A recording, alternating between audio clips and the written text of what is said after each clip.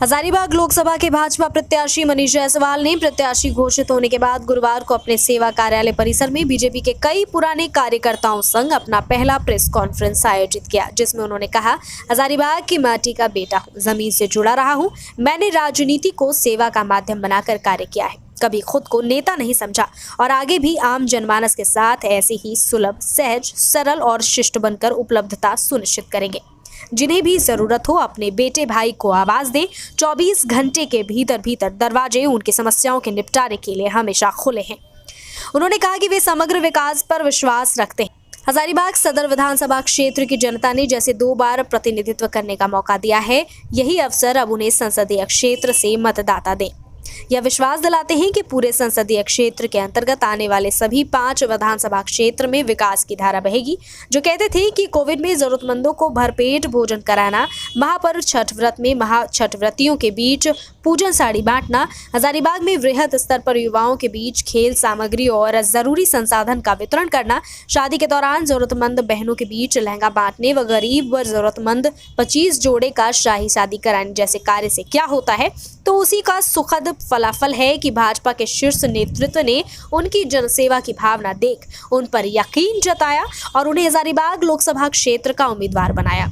इसके लिए वह पार्टी के शीर्ष नेतृत्व करता नरेंद्र मोदी जी, अमित शाह जी, जेपी नड्डा, प्रदेश के बाबूलाल मरांडी, अमर बाउरी, यहाँ के स्थानीय भाजपाई कार्यकर्ता, समस्त जनता और प्रेस मीडिया का तहे दिल से आभारी हैं। उन्हें पूर्ण भरोसा है हजारीबाग लोकसभा क्षेत्र की पूरी जनता, पार्टी के सभी नेताओं, कार्यकर्ताओं के सहयोग से संसद भवन पहुंचने का रास्ता साफ होगा। उन्होंने कहा कि रोड, गली, नली, बिजली, पानी, शिक्षा, खेल समेत हर क्षेत्र में पूर्व के भाजपा सांसदों ने जिस मुकाम पर हजारीबाग को पहुंचाया, वहां से अब क्षेत्र को आगे बढ़ाने का दायित्व उनका है। वह अपनी जिम्मेदारी ईमानदारी और समर्पित भाव से निभाएंगे।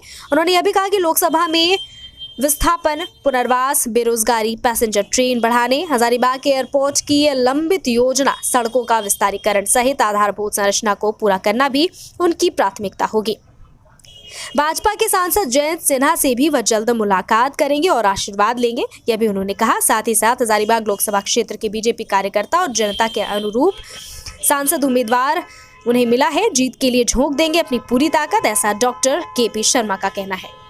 जनता पार्टी ने श्री मनीष जायसवाल जी को प्रत्याशी घोषित किया।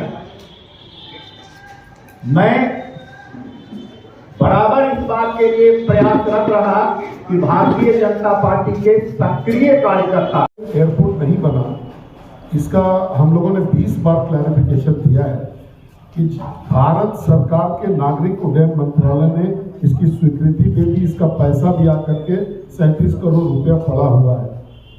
लैंड एक्विजिशन करने का जिम्मा, जमीन अक्वायर करने का जिम्मा झारखंड की सरकार का है। रघुवर दास की सरकार ने इसको प्राथमिकता दिया था, आगे बढ़ाया था, लेकिन जैसे ही रघुवर जी की सरकार गई, जो वर्तमान में JMM कांग्रेस और RJD की सरकार है, इसने इस लैंड एक्विजिशन को बहुत ठंडे बस्ते में डाल दिया। हम लोगों ने हर समय बोलने का मतलब है कि जितनी बार भी विधानसभा का सेशन चला, उतनी बार हमने इसको पिकअप किया और लास्ट हमने इसको टेकअप किया अभी 2 तारीख को, इसी महीने के 2 तारीख को, 6 तारीख के 4 दिन पहले भी मैंने विधानसभा में इसके प्रति आवाज उठाई है। तो अब जब तक स्टेट गवर्नमेंट इसको सपोर्ट नहीं करता है, तब तक ये आगे नहीं बढ़ेगा। तो मैं इतना जरूर प्रयास करूंगा कि अगर इस गवर्नमेंट पर भी दबाव बनाने का कोशिश मेरा पहले से भी रहा है, आगे भी रहेगा, लेकिन अगर सरकार बदलता है तो यहाँ के लोगों को आश्वस्त होना चाहिए ये हवाई अड्डा बहुत जल्दी जो है सच्चाई में परिवर्तित होगा। चाहे वो अस्पताल हो, चाहे ब्लॉक हो, चाहे थाना हो, चाहे किसी के लिए किसी विषय पे लड़ने की बारी हो, किसी का जीवन बचाने में कोई भी हिस्सेदारी मेरी तरफ से हो, किसी धार्मिक अनुष्ठान में कोई सहयोग देने का हो, हजारीबाग की बेटियों के सम्मान में, उनके अपने इंटरेस्ट में अगर हमको लहंगा देने की बात हो, आज जो लोग श्राद्ध क्रम नहीं कर पाते हैं, जो गरीब लोग, उनके बीच में श्राद्ध का जो सामग्री है वो उपलब्ध करा करके उनके मान सम्मान को बढ़ाने की बात हो, ऐसे तमाम चीज़ों को हम लोगों ने किया है। आज हजारीबाग क्षेत्र में ऐसे 200 से ज़्यादा धार्मिक स्थल होंगे जिनको अपग्रेड हम लोगों ने किया है। मैं ये बात आपको इसलिए नहीं बता रहा हूँ कि मैं अपना प्रचार करना चाह रहा हूँ, लेकिन इस भाव से मैं आपको बोलना चाहता हूँ कि मैंने हजारीबाग में एक नेता की हैसियत से नहीं, एक बेटा की हैसियत से मैंने हजारीबाग की सेवा की है। और मैं आपके माध्यम से अब इस लोकसभा के जो रहने वाले हैं तमाम निवासियों को मैं ये संदेश देना चाहता हूँ कि जो भाव, जो सेवा का विचार मेरे मन में है, वही सेवा का भाव का एक्सटेंशन होगा अगर मैं जीत करके लोकसभा में जाता हूँ। तो बस इतना ही मुझे कहना था। आप सबका भी पिछले 9 साल से आपका भी सहयोग समर्थन मुझे प्राप्त होता रहा, आपका आशीर्वाद भी मुझे लगता रहा है। तो आपसे भी मैं आग्रह करूंगा कि आपका आशीर्वाद जिस तरीके से रहा है उस तरीके से आगे भी रहे, और मैं आपके लिए भी अगर कुछ कर सकूंगा तो मुझे जीवन में बड़ी खुशी होगी। बहुत बहुत धन्यवाद। अगर आपका कोई प्रश्न हो तो कृपया। पिछले 30 सालों से भारतीय जनता पार्टी के विभिन्न सांसद यहाँ रहे हैं और सभी ने, अगर हम लोग यदुनाथ पांडे जी की बात करें, हम लोग महावीर लाल विश्वकर्मा जी की बात करें, हम लोग यशवंत सिन्हा जी की बात करें, हम लोग जयंत सिन्हा जी की बात करें, सभी ने अपने कार्यकाल में हजारीबाग को ऊपर उठाने का काम किया है। उस समय का हजारीबाग जब भारतीय जनता पार्टी के पहले सांसद यहाँ से हुए थे और आज 2024 का हजारीबाग में बहुत अंतर है। आज जो फराटेदार आप 4 लेन सड़क से जो चलते हैं, ये इन्हीं के टर्म में हुआ है।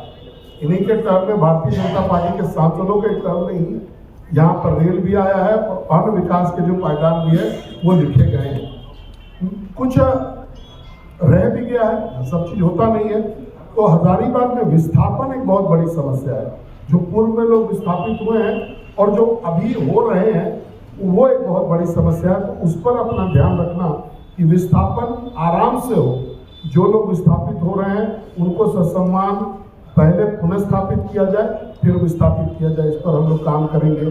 दूसरा, हजारीबाग लोकसभा क्षेत्र में जो पैसेंजर ट्रेनें हैं, केवल यही नहीं, बड़का काना देखिए, रामगढ़ देखिए, बरही देखिए, हजारीबाग स्टेशन पर देखिए, तो इन सभी जगहों पर पैसेंजर ट्रेनों का नेटवर्क बहुत अच्छा नहीं है।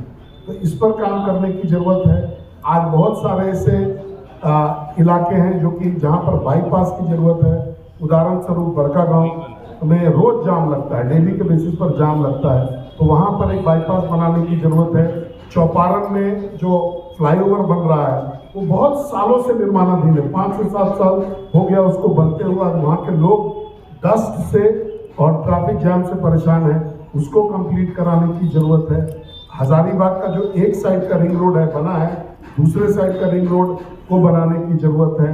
तो जो भारत सरकार की तरफ से जो इंफ्रास्ट्रक्चरल डेवलपमेंट, अदर डेवलपमेंट, रोजगार का जो सृजन हो सकता है, उसके लिए अगर कोई काम करने की जरूरत हो तो एज ए सांसद अगर मैं जीतता हूँ तो ये मेरे फोकस एरिया में रहेगा।